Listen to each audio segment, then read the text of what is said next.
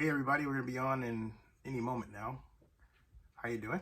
And this is a Sacramento radio station. So kind of, well, it's internet radio, which is radio these days, right? So given the way things are going and have gone. Hold on a second, I'm fighting with my computer. I've got 7 minutes to win the battle. It's sad when you are, your life is boiled down to battling against an inanimate object, right? Let's see here. Just quit there, quit that, okay? And then I'm going to open up here. Not now. Go there. So the things you do. Not unlike that thing you do. I keep referring to a Tom Hanks song I've never seen. That thing you do, I mean, a Tom Hanks movie I've never seen. That thing you do, right? That thing you do. Okay. So there's the agenda. Going on to UC Merced. There's a Zoom with this, but it's more listening, so out of respect for their system. Okay. I'm going to do it that way. Join with video. Please wait. The meeting host will let you in soon. Cold. Hours, and he's absolutely right. And we are Family Matters Forum, distinction of being the #1 talk show of its type in the state. There are only 2 black-owned stations in the state. Other folks, so-called mainstream stations, aren't going to let us have our own voice on their stations. So I responded back to the A's and I said, is it that you're not willing to provide a person to come on our show, period? Or is the person who is ranking African-American with the A's not the correct person? I still haven't heard back from him. So Zenny Abraham is joining us now. We're going to talk with Zenny in a minute. It's good to see that, brother. What's going on, Zenny? It has been like a you long... did 40 years ago, man. I ain't seen Zenny in a minute, man. He got a little less hair, but everything else just about the same, man. It's a fashion statement. It's a fashion statement. I like that. Zenny Abraham is here, a brilliant mind. Zenny has the distinction of having one of the sharpest minds I've ever encountered. He and I first met through LSU. Wait, now you say that after years. Oh, I had to wait, man. It's like a fine wine. You gotta let it percolate, marinate, be savored over time, man. I couldn't tell you that 30 years ago. Your ego would have been even bigger if I had done that, man. You might have helped me get married, though, but okay. Ellie, you see, there he goes, man. But Ellie, can you set the stage for us again? We reached out to the A's. They declined. I told them we have a lot of transplanted East Bay folks here in Sacramento. Zenny's aware of that, as our listeners are. They are A's fans, as our family is A's. You cut us, we bleed what? Green and gold. Green and right? gold. Right. So the bottom line is we watch every game. Yes. We're going to spend time soon together, LSU. I'm not sure you're aware of it, celebrating the A's together. And it's rude. If nothing else, it's rude to our community to not even offer a person to come on and speak about this from the perspective of the A's. We've been reading, there was an article in the San Francisco Chronicle as recently, Richard, is yesterday or this morning? About this whole move. So, Ellie, why don't you set it? Are the Fisher family who own the Gap. And, of course, they're in an aging stadium. The issue, as with the A's and the Warriors, is would they be happy in that existing facility, or do they want something new? And then who's going to pay for it if they did want something new? That's the issue we have. The Warriors have left and gone to San Francisco. The A's are threatening to do that. Again, they are currently located at the site they've been at since 1968, Zenny? Yes, sir. And they want to move to a new facility, a smaller facility on the waterfront, similar to what the Giants have in San Francisco. They wanted the actual word in Oakland. But again, they're looking for public assistance. They want development money, tax increment money in some ways to help to provide the infrastructure support. And they're threatening to move if they don't get it. They want a decision quickly. The city council, as you know, is not been clear. There's EIA issues. And so I think that the EIR issues, environmental impact report. Right. The EIR issues that need to be addressed. Zenny's well versed in this, so I think you got the right guest to set the stage for the conversation, and not pro and con, but just what are the facts, what are the realities, what are the challenges, and what are the alternatives, and ultimately what may be the outcomes. I think we ought to discuss it. I'm going to go to Zenny next, Ellie, but I know you have to leave. I have to go to another Zoom meeting. Hey, listen, I enjoyed the program. Well, can I ask you one thing before you leave? Yeah. You say if you lift your shirt, you can see the scars on your back from when you brought the Raiders back from Los Angeles. Zenny, you were just on 30 for 30 on that segment about the Raiders. A young Ellie Hugh Harris, younger than you are now, because you've always been young. Clean it up, Mark. Clean it up. Dynamic. And so as you're looking back on that Ellie Hugh Harris and all the efforts you made to bring the Raiders back, what would you advise those who are seeking to keep the A's in Oakland, Ellie, when it really gets down to the get down politically, economically, financially, et cetera? Ellie, what do you think? I'm going to tell you the same thing I said when Al Davis wanted to bring the Raiders back to Oakland.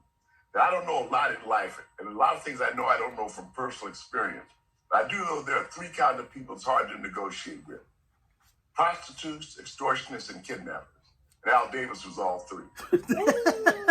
Are you saying that about the A's too? I'll take it for what you think it might be. If whatever fits, wear whatever it is, huh? That's all I can say. All right, Zenny. How's that for a lead into Zenny? Ellie, thank you for being with us, man. Thank you. Appreciate you. Zenny Abraham, man, go into it, brother. First of all, let's catch up with Zenny for a minute. Absolutely. Man. Tell me about your podcast, which is, an amazing resource. Everybody should know about it. We're going to list it in our information so that our listeners can start accessing the daily information you provide. You got a daily podcast? Am I right actually, about that? it's a, and I apologize. Is it okay if I simulcast this with my live stream? Oh, please do. Yeah, it's actually man. Cool. High tech. Cool. Yes, please. Also, I don't do podcasts. I do vlogs and live stream. And the reason I say that is because I did a podcast with Blog Talk Radio. Yes. In fact, we took Blog Talk Radio to the NFL draft in 2007. Along with Ustream, and it's on Zenny 62 on YouTube. But it's not that I'm hostile to podcasts. It's just that I'm already making a podcast by talking with the audio, which I can turn into MP4 like that. Okay. Right. So right. I'm already there. I've been there for years, and all of a sudden there's this trend because radio has died. Let's face it. Yes, right. That's right. That's a whole nother show we can have and talk. Pause for a second, Zenny. So we had our students from UC Merced, and I need to get you to do that too. Sure. Guest lecture. Yeah, be delighted to. About it. Sure. But we had 50 plus students from all over the country: Syracuse University, University of Pacific, UC Merced. We had all kinds of young people, and they kept referring to this whole thing as a podcast. They didn't even recognize it as radio, live radio, Zenny. They're like, what's that? We listen. We don't. And I thought about it generationally before I corrected them, right? I said, actually, I need to correct myself. I don't care what you call it. As long as my mother used to say, it doesn't matter what you call me as long as you call me to dinner. You are communicating with the world, Zenny. Tell us how you're doing it and what you're talking about. We'll get into the A's specifically, but how are you communicating with the world? And what are you talking about when you communicate? Well, I'm Chairman and Chief Executive Officer of Zenny 62 Media Incorporated. We are a startup that was established thanks to the state of Delaware on the 17th of December, 2019. It is a combination of the content that I've built since 2005. I was about to say. And it consists of 100 blogs. What our flagship is oaklandnewsnow.com. Which is the Slow only... that down, Zen. So we could go to oaklandnewsnow.com and boom, we'd be right in there. Absolutely. And the That's magic what we're of gonna do. And the magic of what we do, thank you. I'm also right now doing this from Zenny 62 on YouTube as well. And what we do is Zenny62.com, Zenny62media.com, and Zenny62 Media Incorporated, it's both. We make content for clients who have a hard time getting their word out because media is different. It's a different business model. And it's not nonprofit. It's a deliberate tech play. And it's based around the idea that we use a smartphone, and a smartphone automatically becomes not just the video, but a blog post. But the ultimate holy grail for us is the voice that I'm giving to you becomes text. We're not there yet because there's technical difficulties around, breaking paragraphs and everything. But after spending years trying to figure out that code problem, I turned around and said, well, you know what? I'm just going to do this funnel, as I call it. Right. And that's where we are. So, well, Zenny, let me tell you for a minute why I like that. So I do Yeah. a lot of writing, as you do, for particularly Black media. Shout out to California Black Media Group and all the Black media throughout the state. I was exclusive with the Fresno Bee for a number of years, and on and on. And I love what you're saying, to be able to take voice and translate it into text. Yeah. To leave the lasting legacy. The problem, as you know, with this medium is when the show's over, the show's over. If we didn't record, there would be no recordation of what we talked about. Right. I love what you're talking about. And that's the beauty of it. Now we're approaching 18,802 videos. I think this is 803 right now. Since we've covered, Zenny 62 was the first YouTube video to cover the NFL draft in 2006. We were the first to cover it with a live stream with Ustream in 2007. I can go on and on and on. This is a technical innovation. If I go to any YouTube video right now and like it, it automatically becomes a blog post on Oakland News Now like that. Why? Wow. You've been to concerts. You see how people are holding up their smartphone, right? Yes, They're making yes. media. So it's ridiculously stupid for media to go out there remaking media, than people already making it. They love it when you feature their video. Why? It gets their video lifted and seen by more people because of the YouTube algorithm, right?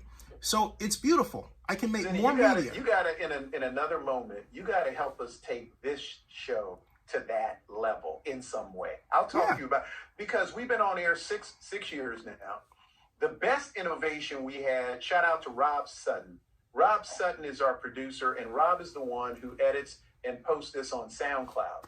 But what you're talking about, though, is taking that to a whole different space. I want to talk to you about Sure, it. I won't take our time. Yeah, up definitely. now, Yeah, and but I love what you're doing. also, I got in fundraising mode.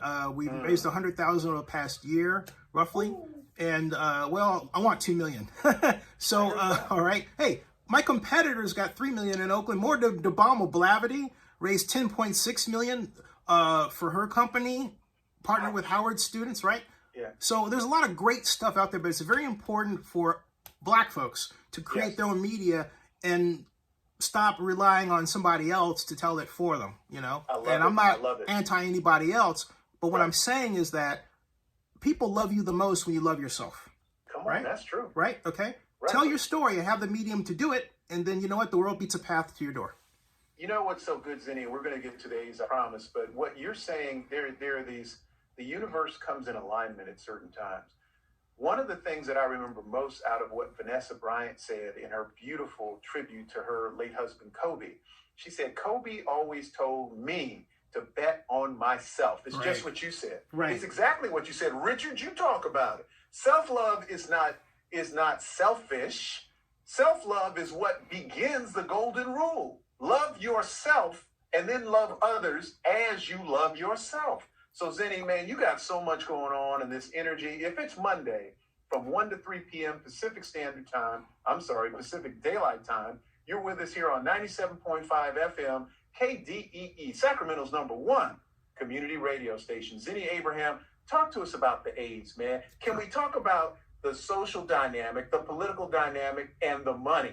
Take it away. Any of those three you want to start with? Let's go. Sure, and almost that, in a way, reminds me of one of my favorite books, Essence of Decision, explaining the Cuban Missile Crisis, because Graham Allison, who is the author and one of the first professors at the Kennedy School of Government at Harvard, which I didn't go. I applied, but they didn't have city planning. That's another story. But all kidding aside from that specific point, I beg of anybody to read Essence of Decision, especially anybody who's in politics or decision making, because then you'll learn how to think about a problem from the perspective of not just yourself, but the people that are involved in the situation that you're talking about. They have different points of view. Now, having said that, the AIDS problem has developed for quite some time. It really started in earnest when we refurbished the Coliseum.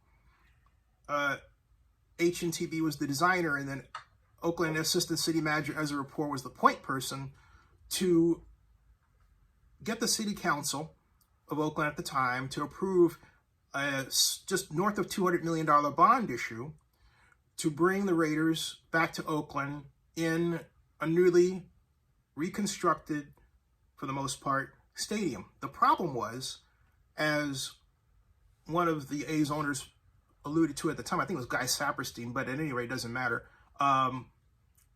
We brought back the Raiders, but we did it at the expense of the A's. The A's, among other things, lost that beautiful, pristine outlook on opposite the press box where you could just see into the Oakland Hills and all that. And it was enclosed for a facility that really, if you take a look at the East Side Club, it's actually half a state-of-the-art NFL stadium next to an old multi-purpose stadium. And it's funky. Right. Let me tell the truth. As a Raider fan and an Oakland A's fan, and spent years and years of time at the Coliseum, that Solomon-like, it would be appropriate if it was somebody named Solomon, that Solomon-like approach of splitting the baby, you could tell when you were walking from the, I hate to say it, from the ghetto part of the Coliseum to the restore. And it just wasn't a good fit, Zenny. Well, it wasn't a good fit. It happened not so much for that reason. It happened because the original proposal to do it, and Elhi will tell you as well, was $853 million, and the council said no. So Real talk. Okay. And in Oakland fashion, we always get, when the price tag becomes too high, we historically back off from it. And that's what happened. So as soon as that started, and Elihu hired me to represent him in 1996, Ken Hoffman and Schott and Hoffman, the owners, Ken Hoffman and Mr. Schott, were already looking at Sacramento, where you are. I remember that. To move, right. At the same time, and they were tried to do it behind our back. I caught them. Elihu called them. That's another long, good story. So it really started at that point. The one thing that I have to say about the Coliseum that should be noted is that it survived the Loma Prieta earthquake. Yeah. And without a scratch. So the facility has a lot of advantages from a structural perspective. But the problem is that as we progressed from 1996, when the Raiders really were back in earnest, to today, sports has become more and more focused on luxury facilities, luxury boxes, premium seating, and state-of-the-art technology, and also state-of-the-art delivery of food services and other services to patrons. For example, when the Raiders came back, we built something called the central kitchen between the arena and the stadium. And that was roughly at a cost of $10.6 million. It came at the behest of our consultant block company. Now, what happened was that between that time, and at the time it was a nice idea, of a central kitchen to get food to both places, right? But where things have changed now is that you have satellite kitchens all over arenas. That's what the Warriors' argument was in terms of wanting a new stadium in San Francisco. My counter argument was, hey, you could rebuild the stadium, the arena, which I might add, and Elihu will tell you, we rebuilt new for the Warriors in '98. That mention about it going back to 1966 is bogus. You hear what I'm saying?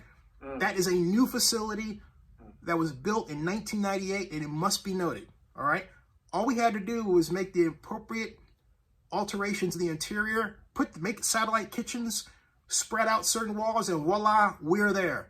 But Slow the Warriors down for didn't me, brother. Yes, Richard, sir. I'm going to come to you with your question. Zenny, you're just, it's Mama Mills over here just smiling from ear to ear. It's really nice to have experts with expertise be able to talk to our community here on 97.5 FM, KDEE. This is an expert with expertise. But let me go with this for a minute.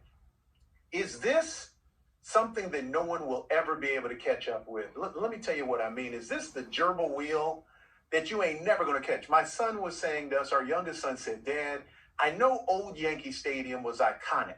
You know, I've been to old Yankee Stadium. I've been to every old ballpark in the country other than Fenway. And I've been to Fenway, but there was no game that day. I've been to Wrigley. I was at old Yankee Stadium, on and on and on. And here's the deal. As much as I love tradition, and I love the old Yankee Stadium, you know, Zenny, this new one, they got stuff, and they got a butcher shop. They got a butcher shop in Yankee Stadium, folks. If you want to go and buy some steaks during the game, you can go buy them and have them cook them up. Zenny, can you even keep up with that? How can you keep up with all the things that fans expect now when they go to a game on the luxury side? Is that even possible? We have to make a bet to the future. You have to remember, when you're building something, you're also building a future. So you have to build it. In the case of the Athletics, I can't say for how they're thinking about their interior or their configuration, but I can say that it's important for the Athletics to consider that if you want to have a stadium, it's also a community. Because remember, we're talking about a facility that is going to be privately financed. The infrastructure will be public paid for with tax increment financing, which I think we should talk about. But the A's interior, that's theirs. They need to have something that's flexible. They may want to have people that want to get married there, as the Giants do. They may want to have people that want to do their whole work there because of a whole set of circumstances. Maybe they're willing to slow down again, Zenny. You're so good. So our niece in New York, beautiful Sydney Tyndall, who was the student from Syracuse University who joined us, told us that her friends are holding birthday parties at the Met Stadium. Just what you're talking about. Yeah, absolutely. They're holding their top-end birthday parties at the stadium? Yeah. No, absolutely. And in defense of Dave Cavall, who's president, he has been on my show, by the way. So I think, mainly because he got the tax agreement financing idea from me anyway. So as far as I'm concerned, he owed me at least to come on the show. But the whole point is that the situation right now is this, all right? Yeah, it's always changing, no question about it. But right now, what the A's are trying to do is catch up. They're behind, all right? And they just gave $30 million to the Coliseum. The Coliseum had an electrical problem. It's driving them nuts. These are situations that are bothering them. And Dave Cavall works for John Fisher, who's a impatient billionaire. So Dave kind of changed, kind of like. I hate to use this analogy. Dave may not like it, but I think it's appropriate. Remember The Exorcist? Remember Linda Blair? All right? Okay? That's how he came out. I was, because he's a nice guy, and all of a sudden I was looking at this video of him, I thought, what the heck happened to him? And I'm thinking John got to him, because, Dave was super nice community guy, and then all of a sudden I was kind of like, we gotta get this done. We're tired of waiting. I'm like, whoa. Right. That's not Dave. That's John Fisher, okay? Now, is it justified? Yeah, it's justified. Because Oakland has a problem. It's a gigantic one. We've lost the will and the initiative to complete big projects, okay? Ooh. Last one we did, 1998 in the Warriors Arena. Name something else since. Do we have a big convention center? No. I mean, go on and on and on. Oakland Airport. No big new hotel even in Oakland. Not at all. When you stop and think about it. The doggone Marriott downtown, and of course, what we claim to be in Oakland, the Claremont, which is really in Berkeley. No, it's not. It's in Oakland city limits. But we know what the deal is. Yeah. Those are the only two. There's nothing new that's been built that way. And someone will say, what about the new improvements that are going to be done at the Oakland Airport? Well, I'll say that's the Port of Oakland. There's always been that cultural issue between the port and the city, right? Which gets to my point, all right? Zenny, hold on now, and I promise I got to go to Richard. Richard, get ready.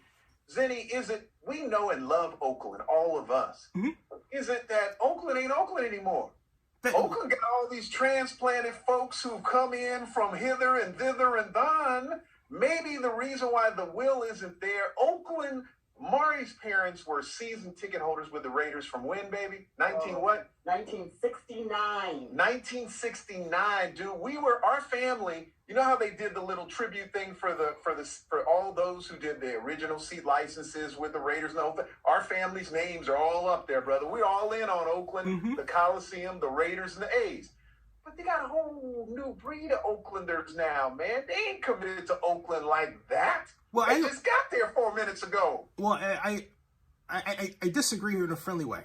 Come on, man. I think the problem is that since we've gotten strong there, which Elihu didn't want and Jerry got, the unfortunate byproduct is we've had a gigantic brain drain of people and a loss of institutional memory of how to do things. Ooh. On top of that, Governor Brown got rid of redevelopment in 2011, and between 2011 and now, we have had people who've come in who don't know how to do redevelopment or tax increment financing calculations. I do these things in my head. I can walk and sleep and do them, okay? But the people coming in don't have that. Why? They didn't need it. In 2011, the last year of active redevelopment in Oakland, we had an affordable housing budget of, get this, $111 million, folks. All right?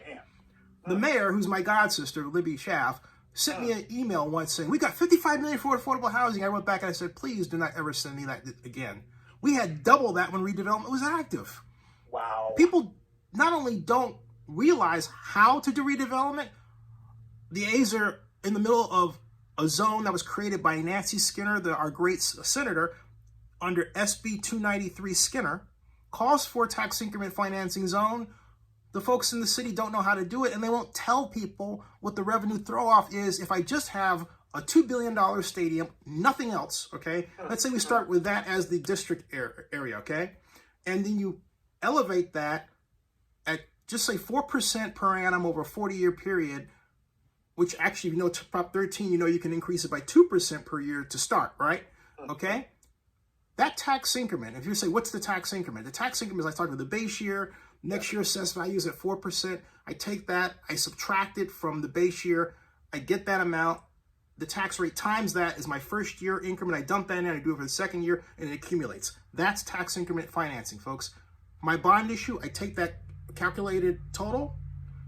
I then say, okay, that times, that divided by 2 is my bond issue. Why 2? Because that is your debt coverage ratio. You know, for every $1 bond cost, it's $2 for revenue, okay? And so there's your envelope. If you think, oh my God, I'm going to go, I didn't, calculate my reserve big enough, guess what?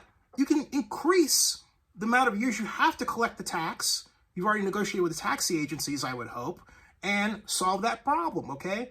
All that stuff that I told you is baked in the SB 293 when you mention tax increment financing and having to negotiate with taxing agencies and the fact that you have to make sure that they know. And what am I talking about? If I take $1, the normal dollar property tax money is given to the City of Oakland, BART, AC Transit, and the County of Alameda and the EB Mud Flood Control District. Well, I've got to tell them all, hey, by the way, here's what I'm planning. Here are the calculations, all right? The County of Alameda is notorious for trying to take more of that money than they deserve. But guess what? If I may, one micro point. And I'm saying this to people watching. Do not give that up to them because they're going to take advantage of the fact that these guys don't know. These folks in Oakland haven't done this stuff before. Yes, sir. That's a beautiful point, Richard. To you, and then I'm going to come back to. I don't mind being wonkish on this, people. We need to share with you this so that the knowledge that Zenny is sharing can multiply. In Sacramento, of course, we have Golden One Arena. People don't know that a lot of that was tied to the parking revenue, Zenny. They did it as a rev bond deal, and they're using the parking, and they're using, of course, additional hotel occupancy tax to pay that down. Different structure, but people need to be aware of how these, I was a former investment banker. Yep. I was the chief deputy treasurer for Alameda County. Yep. Everything you're saying is exactly right. We're going to come back to that. Richard, go right ahead. Zenny, thank you for being on the show, man. Thank you for having me. Thank you. And I'm learning a lot just listening to you.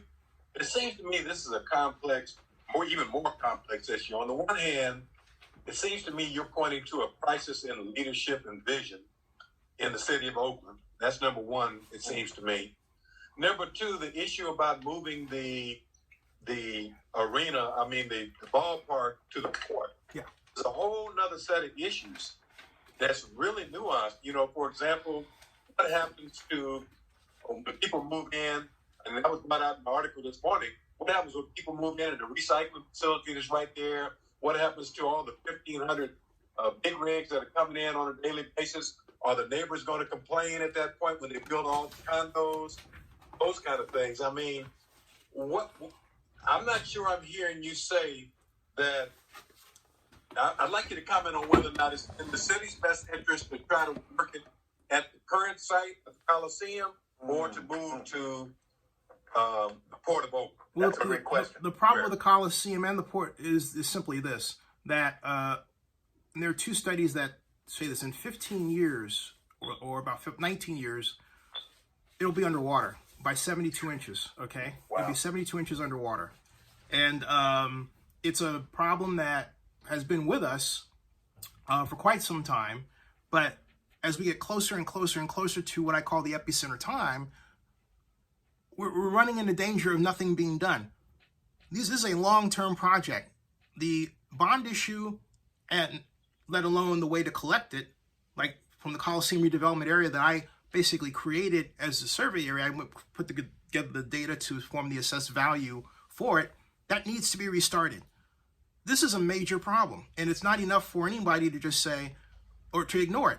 It's such a major problem that when I started to point to it and criticizing the East Bay Stadium Alliance, I had two friends of mine who were in real estate say, don't send me more emails. Well, look, if you got property down there, don't sell the property under the idea that everything's going to be hunky-dory, 15 to 19 years from now.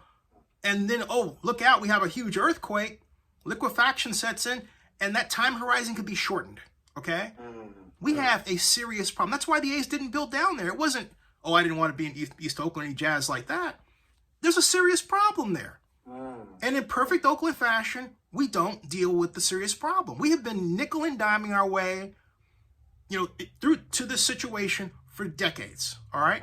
It's not demographic change or anything like that, although the demographic change has fostered a homeless problem that now we are dealing with. And guess what? We don't have the will and the initiative to complete a big project to solve that either. We have an issue with operating government as we used to. Right. Okay. I need a point of clarification. Are you saying that the site in the Port of Oakland, back on the square, is what's going to be underwater, or where the current Coliseum site is? Great question. Both have the same problem. However, what's neat about Howard Terminal in that area is it's smaller. So for $475 million to $300 million, you can solve that problem because the land area that you have to deal with is less. And not only that, if you take a look at it's called the Oakland Sea Rise Met Plan. If you take a look at that, you'll find that the area boundary on the other side is gray. In other words, the water doesn't go that high, and it's just the rest of downtown Oakland and Jack London. So it's not all of it. That's the great news. And that's why the A's were willing to deal with that area as opposed to, down at the Coliseum. It's also why they wanted Laney College, but the Laney College board and the students 3 years said no. I wanted that. When Elihu was chancellor of Peralta, we thought that Laney College site would work, and the will was not there to make that happen. That would have been perfect. Coming right out of Lake Merritt BART Station, being able to go. I know Mama Mills over here just nodding her head. Zenny, I'm telling you, this is such a frustrating problem. For those of us who are in planning or policy or urban development or any of that, this is a frustrating problem. And I want to put a pause.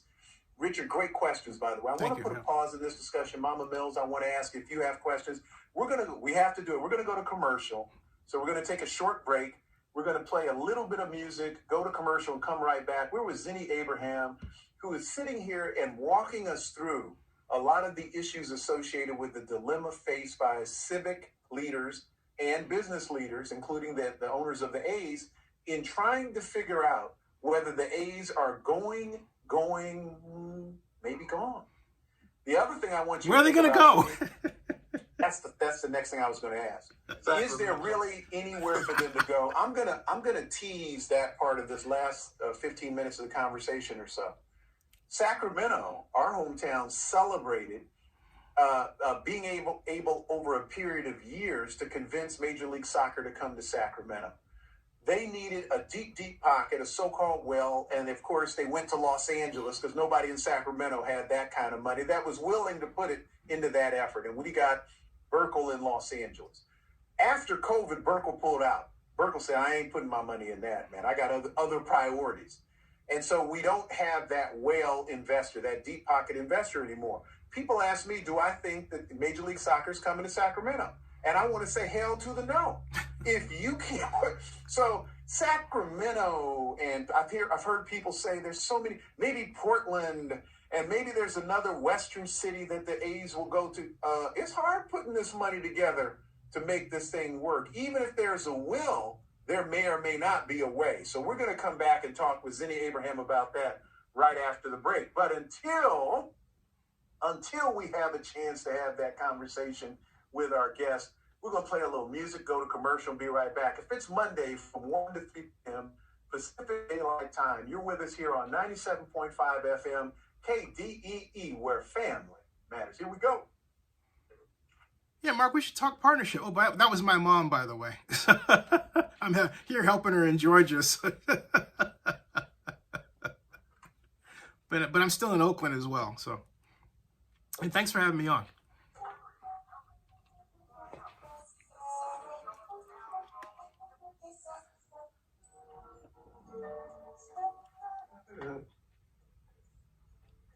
I don't have anything to say. What? Hey, sorry for Deontay Wilder won arbitration, no Tyson Fury fight? Whoa, are you kidding? Thanks for the info, Tony. I didn't know that. I did not know that. Thank you for the This info. ain't no lightweight stuff. You talk about that new stadium in Los Angeles, the football stadium. You talking about $2 billion for that mud. You talk about Jerry's World. You talking about billions. And if Oakland can't or won't, or any of these up to it, but the problem is, like Zennie was getting ready to say, who's up next? Nobody gonna put that kind of money out there with all these challenges that cities have with COVID and homelessness, and they'll all be voted out. Makes me think, you know what, this is not the time. Yeah. I'm gonna go relatively quickly through this.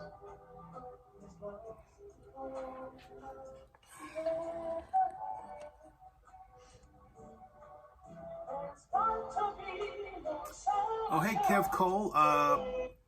You ready? Listen to the show. I'll get to that. I don't want to give up. I don't want to answer your question. I'm on the show. I'll answer it, so.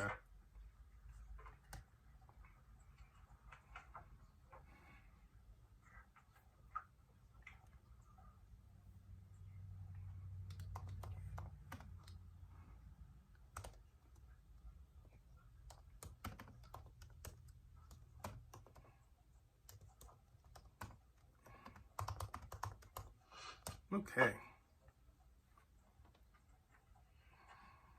Hey, everybody. Thanks for watching, by the way. And I want to thank Mark Harris and his crew at WKDEEFM.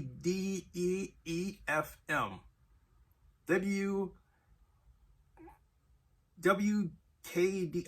Why do I want to say WKRP? Cincinnati. Some of you watch, you're probably too young to remember that great show, WKRP Cincinnati. That was a lot of fun. There's a W there, okay? But Kev, to answer your question, do I believe the A's should sell and not relocate? At this point, I think they need to focus on getting the best deal to Howard Terminal, because that's the best for their bottom line. Okay? That's the best for their bottom line. We'll go about 10 more minutes, 15 minutes before we're out.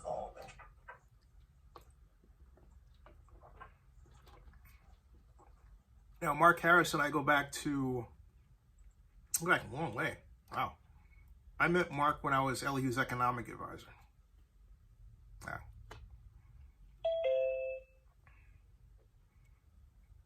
Cool.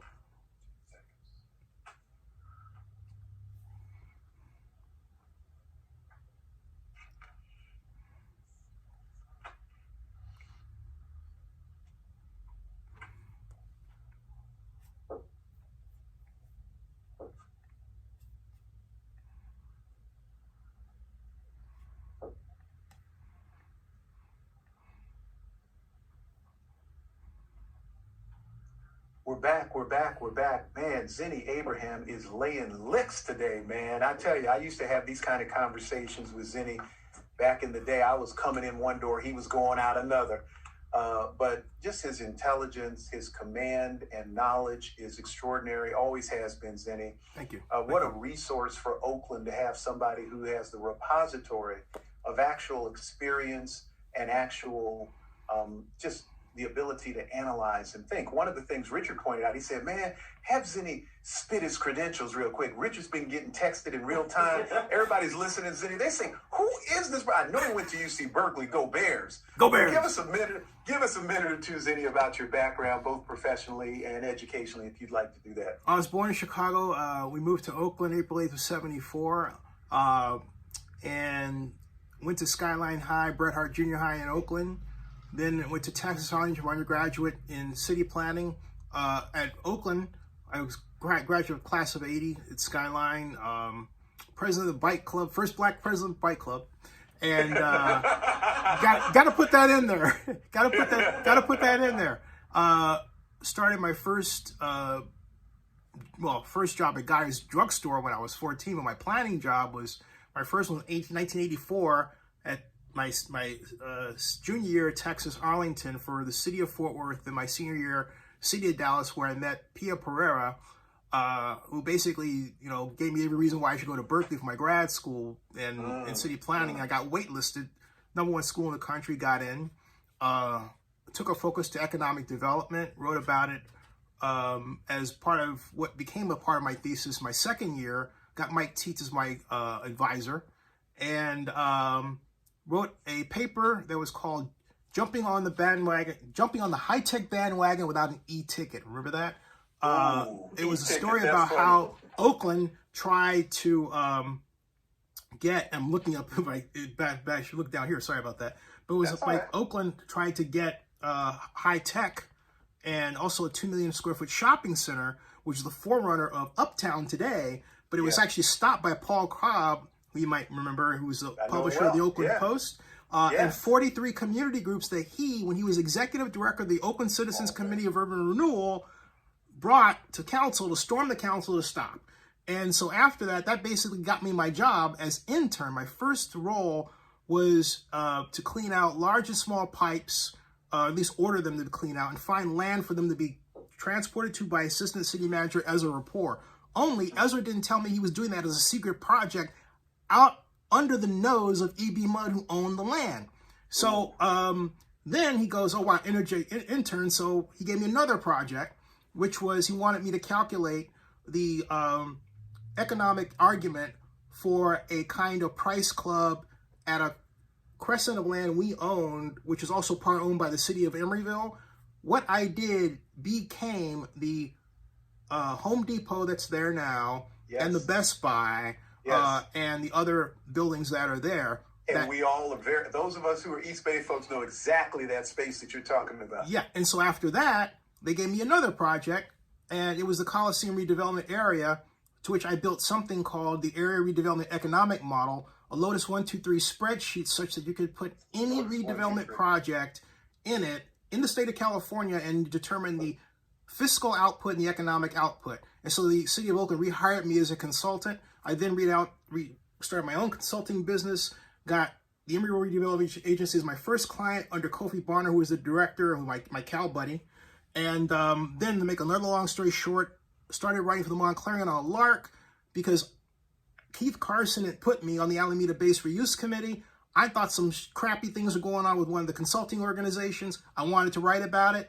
The Montclarian gave me a crucible within which to learn the craft of writing. My master's degree is in city planning, and my thesis, by the way, was called A Theory of Decline, the American Institution of the World Economy, which I think is another long discussion. At any rate, then at that point, and after 3 years, I wrote that Elihu had the right to hire any developer for Old Oakland housing. He didn't understand what I was trying to say, so we were at a party that was held for Wellington Webb, who was the mayor of Denver, and Elihu was like, why'd you want that color? Why'd you want that color? You know he was right there, right? So Larry, who was his chief of staff, comes up and says, two prominent African-American men shouldn't be arguing like this. I'm thinking, prominent? Me? I didn't start anything, right?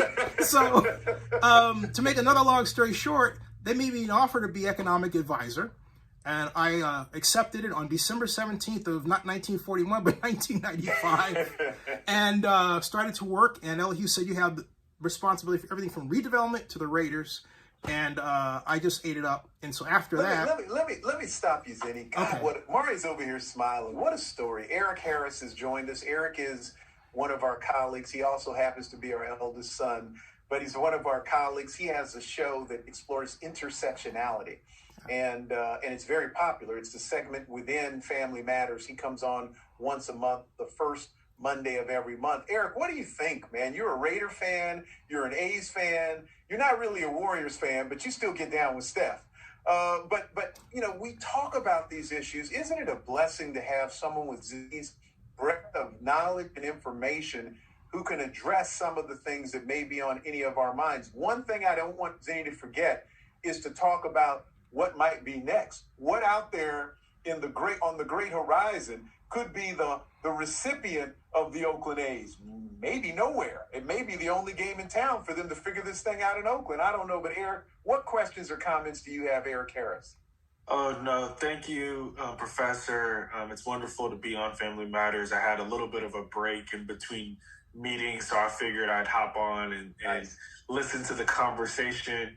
But, you know, I'm obviously born in Berkeley, raised in Sacramento, spent a lot of time in Berkeley and Oakland. And the Raiders, Warriors, and A's embodied such a powerful spirit and made so many folks in Oakland proud, and still make so many folks in Oakland proud, whether in some cases, I mean, with the Raiders unfortunately not being in Oakland anymore, still staying connected to the team. Obviously a different time now in 2021 where we are able to stay connected to a team in Las Vegas, even though, you know, the team is no longer in Northern California, in Oakland. But I'm scared, honestly. When I saw the news, and I've heard rumblings, of course, talking to Uncle Eliu about it, have heard the rumblings about the possibility of the A's leaving. And I'm scared for Oakland, a city that I cared so deeply about. We've seen in other circumstances, of course, way, way, way back in the day, if you want to go to like the Rochester Royals or other cities that have once had teams, they let, you know, their teams go for whatever reason, and never to see a team come back ever. And I had that same fear in Sacramento. Of course, we're Sacramento Kings fans, and we had the fear years ago that the Sacramento Kings would leave because the arena was old. We had ownership issues. And if a team left Sacramento, there's no reason basically for a professional sports team to come back. And so I'm glad to have folks like Mr. Abraham on. I think that his expertise and knowledge on this issue is vital, and having a Black man in this role is so vital. Having Black folks with an expertise and an understanding of Oakland and of sports in Oakland, I just think it's crucial. I'm honored. So, Zenny, we're going to let you finish off. Zenny, we have about 5 more minutes, plus or minus, about 7 more. Believe it's going fast. Yeah. But this issue of if they leave, where can they go? Can we explore that for a minute? Is there any Western, and it doesn't have to be West, it could be the South. I hear a lot of people say maybe North Carolina, which is pulling a lot of folks, maybe somewhere in Tennessee, maybe Nashville or something. What? You're shaking your head. I hear people talk about Western Canada, back up to Vancouver. Nope. Talk to us, Zenny, if there's another market that you think is credible in competing for the Oakland A's. I think the important benchmark to use is what the Raiders had, because people mention Las Vegas, but what the Raiders had was Sheldon Adelson, who had a great deal of money, rest in peace, great man, Yes. Who was willing to help Mark Davis as a sort of a not just a financier, if you will, but also a kind of a political steward and handholder for him to come in. No such person exists in the A's landscape right now. And so on top of that, people talk, for example, about Las Vegas. The most likely area would be what? Rio. But the Rio Hotel is not going to be torn down. There are a lot of guesses. So you can find it, you get a lot of guesses and ifs and everything else. There's no certainty of movement.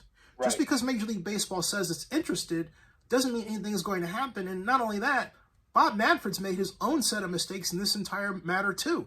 Now, so that's true. Okay. The commissioner. Right. So they tend to do things from the perspective of, we're at Major League Baseball and we're going to say something. We have an antitrust exemption. But my point is, they don't operate from a position as much as they should of being an economic actor and a political actor positive to the host city. And so they thought, okay, and so they made mistakes in coming forward. Now, the Oakland City Council, led by Oakland's council president, Nikki Fortunato Bass, and at-large Rebecca Kaplan as vice mayor, and Carol Fife. A lot from her on this. And Carol Fife and Carol Fife as the District 3 representative for downtown and West Oakland, they made the mistake of stepping out without the mayor, thereby making it look like Oakland doesn't have its act together. And the mail that they put out today was nasty. And if you read it and read it out loud to yourself, folks, you'll say, wait a minute, they allowed this to go out because there's words that are missing. It's embarrassing. So again, this is Oakland's electorate. It's elected, putting in officials that are more concerned about getting airtime than solving a problem. And that's the biggest problem of all.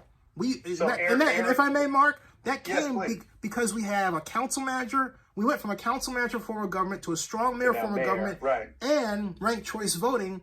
So there's all this, movement, and there's no stability. Right.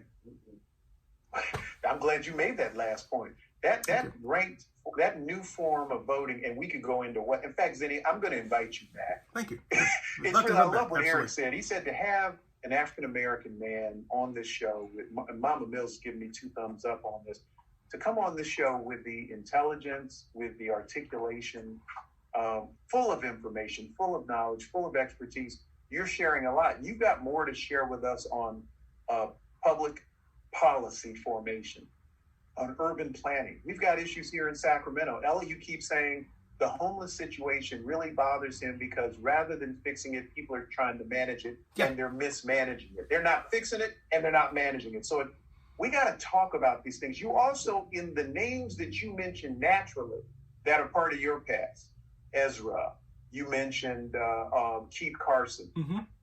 Our listeners, those of whom hail from Oakland and the East Bay, recognize those names.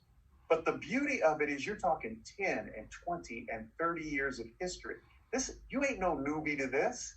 You've been in this game for a minute, really, with a level of expertise. And city governments are missing that. Even in Sacramento, where we still have a strong city manager form of government, he ain't been here 10 years. So he hasn't been in place in that position 5 years. So if the continuity of knowledge is missing, we're going to have you back to talk about that. But let me give you 2 minutes to wrap up, Zenny. Take us home. Folks, it's very important that the Oakland Athletics stay in Oakland for their own fiscal and economic health. They're not going to achieve a better situation anywhere else. They're going to walk out of it at the time the state's very healthy. The city of Oakland must stop the ego plays, stop negotiating through the media, stop disrespecting the mayor by going out without her, and come forward as a united front. And the staff has to admit what it doesn't know and tell people about SB 293 Skinner and tax increment financing and brag about what it can do in terms of, do you realize, Mark and Eric and Richard, do you all realize that the $700 million they can take out of for a bond issue from that can be used anywhere in Oakland, not just in the district. It's right there in the law that they wrote. It would be the most funny. It's funny. It's amazing. It's sad what we don't know. Yeah. It's sad what we don't know. One of the beautiful things, and LU was the one to encourage me to enter investment banking, Zenny, back in the day.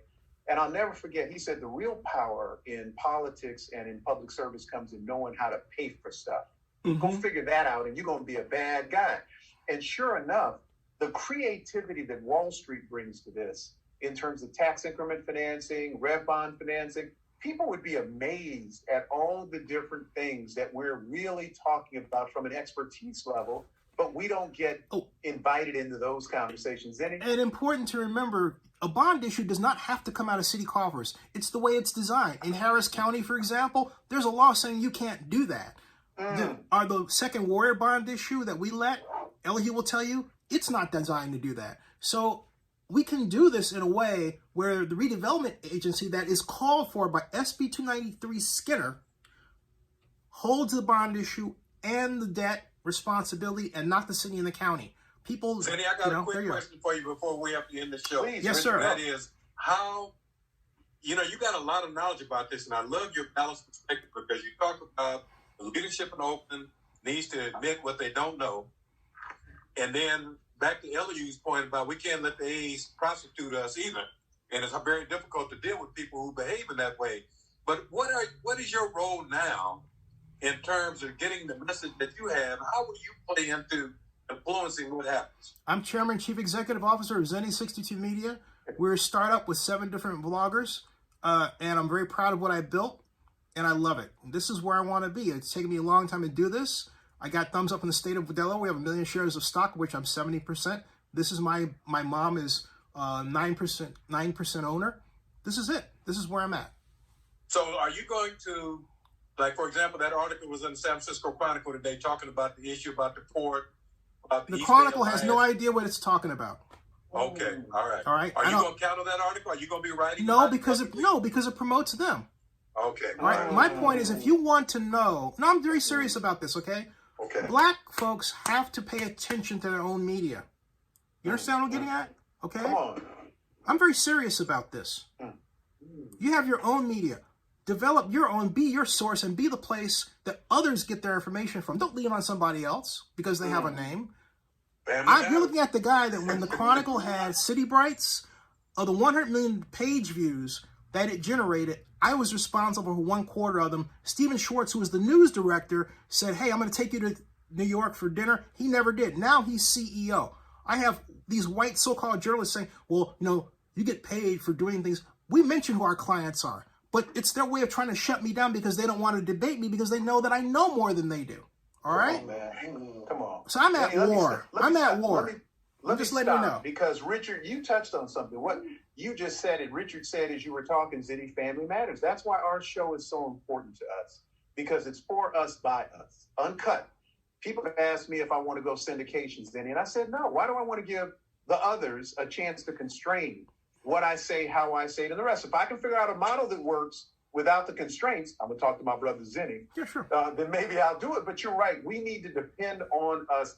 I got to cut it off right now. Sure. Zenny Abraham, thank you so much, man. Mama Mills, come over here and give Zenny. Oh, thank you. Thank you all for having me on. Thank you. Oh, Thank Zenny, you all. It's Thank such you. an honor. It's such an Thank you. honor. Hey, and a thank you, blessing, Mama. man. Thank you, Mama We Mills. love you, Thank and you, Mama Eric and Mills. Richie, thank you for joining us. Elihu, if it's Monday from 1 And to thanks, 3 Elihu. p.m. Pacific Standard Time. In fact, I keep saying Pacific Standard, Pacific Daylight Time. You're with us here on Family Matters on 97.5 FM KDEE, where family always matters. We got to get up and get out, everybody. Thank you so much for joining us. We always want you to remember one thing: as you make your way about the rest of your life, you're going to listen to Jen King singing Helen's Son. We ask you to embrace one another in love and always, always, always walk in peace. Peace! Hey, Mark, this is also on Zenny62 on YouTube. We're still live now. Hey, everybody, say hi to Mark Harris. Everyone, this is that's Mark Harris. See, Mark, that's you. You're live. So there you go, folks. Yeah, and I'll answer your question right now. All right, Mark, we got a lot to talk about. I'll get it to you. All right, man, deal. Thank you for having me on. God bless you. See ya. All right, so yeah, that was, now let me get to your questions. All right. Let's see here. Do I think the NFL is paying particular attention to? Yeah, I do. Hey, Corey, how you doing? Hey, Dave Compton, how are you? Hey, hi, Sean, how are you? Hey, Justin, how you guys doing? But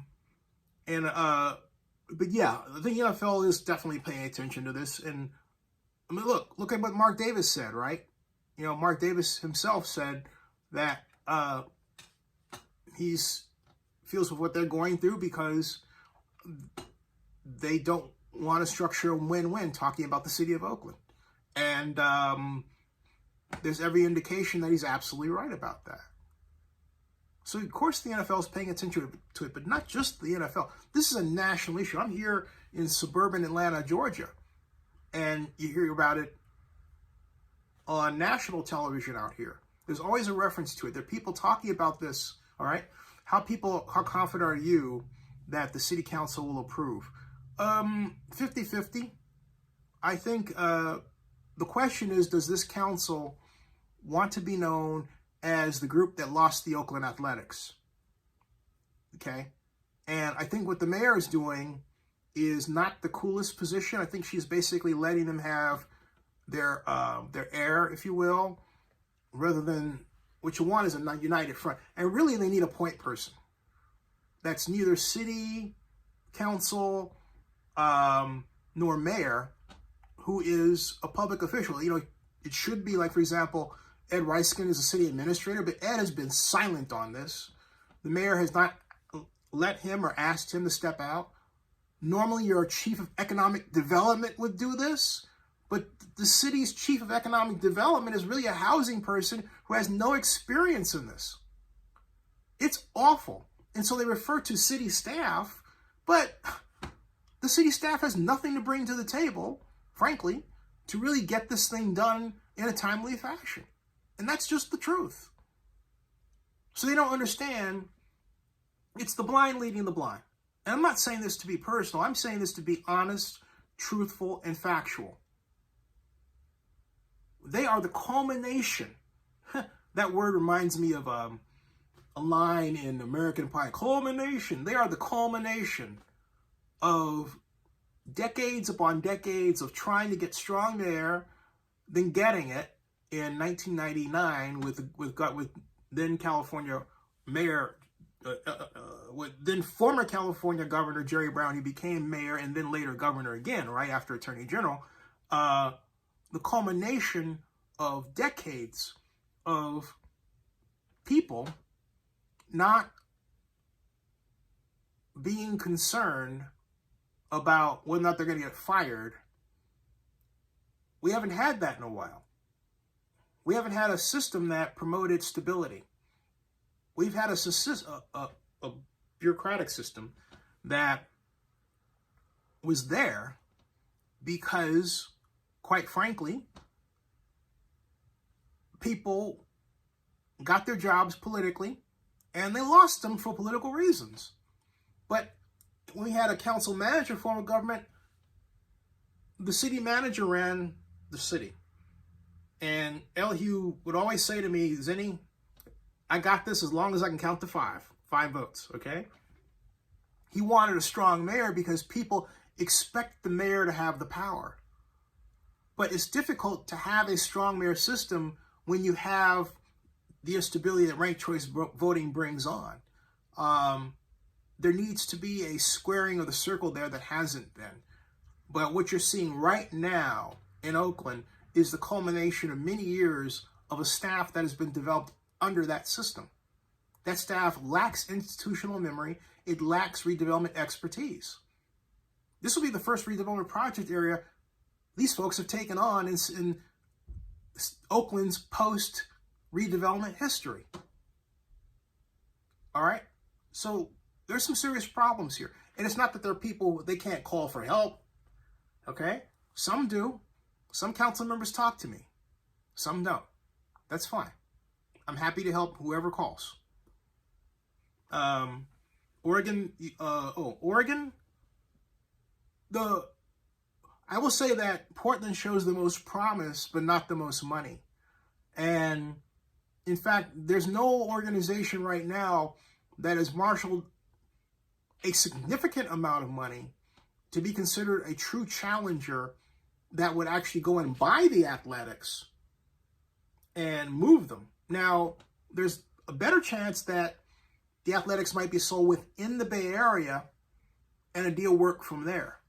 Now, someone else people keep asking me all of a sudden about San Jose. Forget it. As long as the Giants can breathe, even halfway, guess what, folks? You will never see the Oakland A's in any territory part of the Bay Area that is owned by the San Francisco Giants under the Major League Agreement. You hear what I'm saying? You will never see that in your life. As long as the Major League Agreement is structured as it is, the Athletics stay on the East Bay. Now, could they wind up in the suburbs or something? Possibly. Do I think it's advantageous for them to do so? No, I don't. Not with the economics. I don't. I think their best situation is what they got right there in Howard Terminal, and they know it too. I think this is a hardball tactic that could backfire, all right, because you're dealing with a council of newbies who don't have experience in this situation. I mean, you just don't. And when I say this situation, that means going all the way back to redevelopment and tax increment financing. But the whole of the city council is new. And it doesn't know what it should know. That's the big problem. African American Sports Entertainment Group will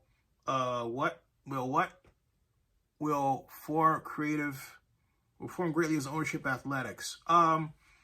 If Ray Bob can get the money, sure. Does it open up a possibility? I think so. You know, it's exciting, but they got to get the money first.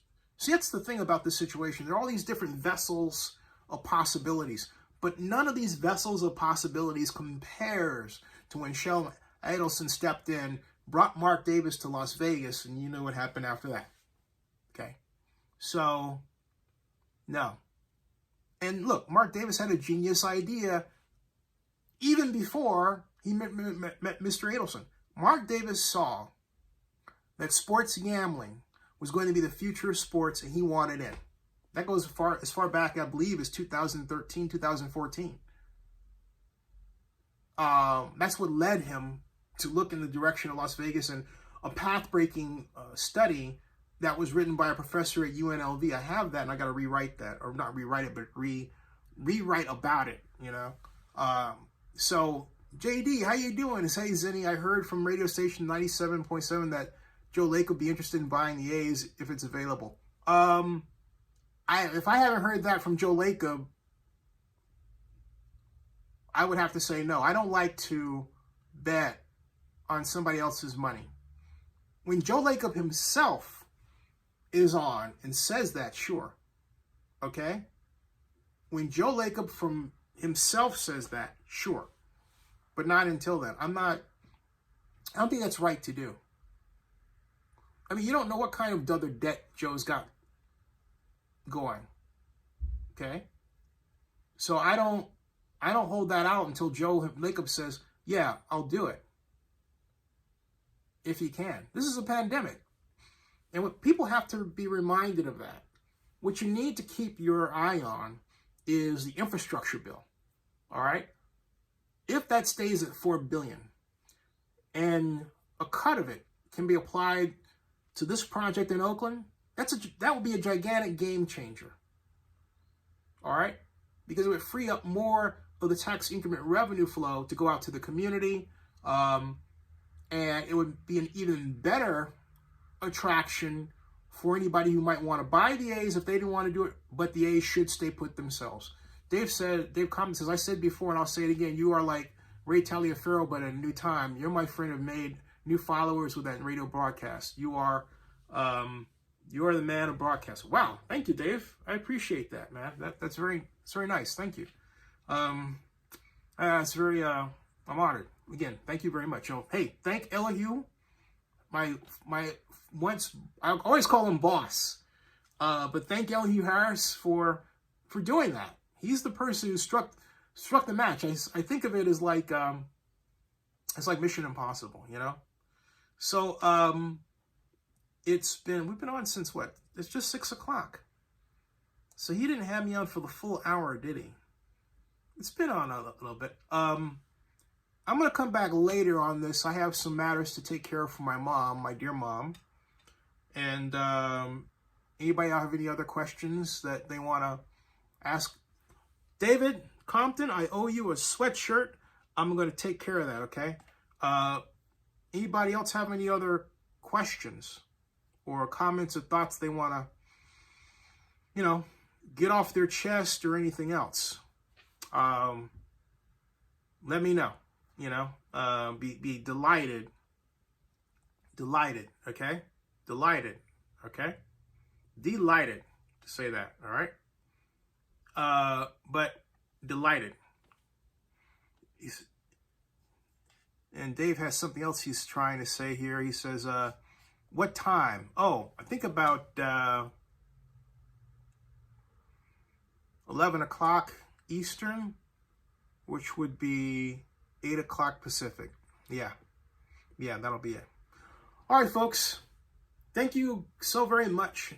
And hey, spread this around and subscribe to Zenny62 and bookmark opennewsnow.com. I'll see you.